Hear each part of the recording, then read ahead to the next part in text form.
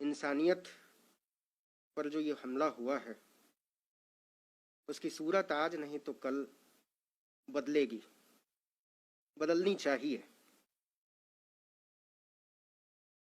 मैंने आज से पहले इस देश को इस तरीके से लाशों के ढेर में बदलते नहीं देखा। हम इतने असहाय कभी नहीं थे।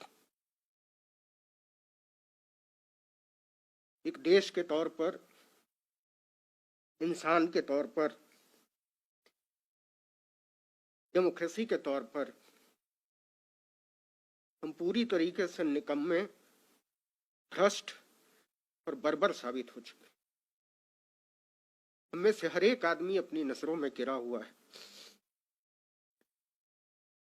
हम सब किसी अदृश्य शक्ति की मदद के उम्मीद में है। ऐसा लगता है जैसे यहाँ कोई सरकार नहीं है, यहाँ कोई प्रधानमंत्री नहीं है, यहाँ कोई व्यवस्था नहीं है, यहाँ कोई अफसरशाही नहीं है और सबको अपने अपने हाल पर छोड़ दिया गया है। मैंने इससे पहले पिछले 40-45 साल में डॉक्टरों को बिलख बिलख कर रोते हुए नहीं देखा है। आप किसी भी डॉक्टर से बात कीजिए, वो कहते हैं हमको मेडिकल प्रोफेशन से चिढ़ हो गई है। हम इस दिन के लिए तो इस पेशे में नहीं आए थे। ऑक्सीजन के बिना अपने पेशेंट को तड़प तड़प कर मरना डॉक्टरों की नींद उड़ा दे रहा है। और आप यकीन मानिए, मुझे ऐसा लगता है कि आज से साल भर बाद हमारे डॉक्टर बहुत सारी मानसिक बीमारियों से लड़ रहे होंगे। जो मौतें वो देख रहे हैं और जितने असहाय वो महसूस कर रहे हैं, इसके बाद जिस ट्रॉमा में वो जाएंगे उसका अंदाजा हमको और आपको नहीं है। इस देश को नर्क बना दिया गया है, इस देश को दोजख बना दिया गया है और हम सबको इतना बेचारा बनाकर छोड़ दिया गया है जैसे हमारी कोई अहमियत नहीं। खैर, वो वक्त शायद गुजर जाएगा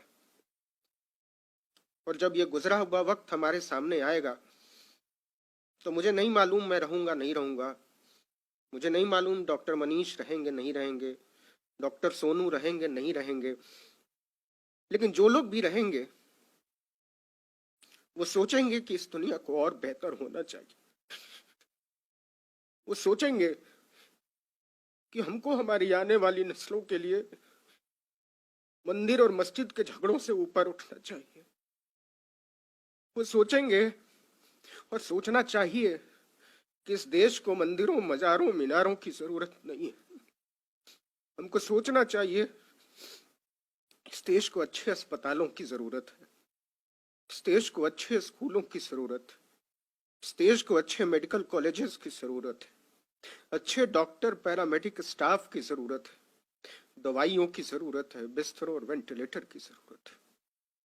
ऐसा क्यों नहीं हो सकता कि इस देश के हर मंदिर की दौलत को अस्पतालों के हवाले कर दिया जाए? ऐसा क्यों नहीं हो सकता कि इस देश की हर मस्जिद को अस्पताल में तब्दील कर दिया जाए?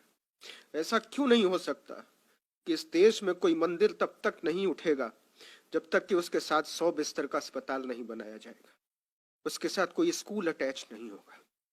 हमको सोचना पड़ेगा।